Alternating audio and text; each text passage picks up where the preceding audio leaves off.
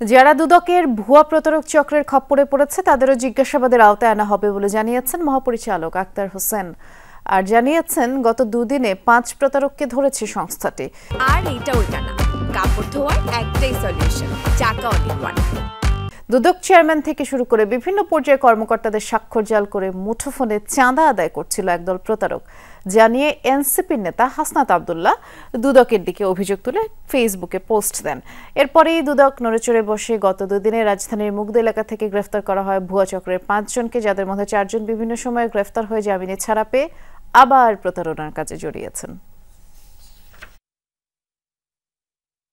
কাল রাতেই সোহাগ পাটোয়ারিকে তারা গ্রেপ্তার করতে সক্ষম হয়েছে এবং তাকে রাতেই রমনা মডেল থানায় তাকে সুপর্দ করা হয়েছে। সংঘবদ্ধ প্রতারক চক্রের মধ্যে যিনি রয়েছেন মোহাম্মদ সেলিম, মোহাম্মদ তরিকুল ইসলাম, মোহাম্মদ আতিক এবং আবদুল্লাহ সোহাগ পাটোয়ারিকে নিয়ে 5 জন প্রতারককে বিজ্ঞ আদালতে আজকে হাজির করা হয়েছে।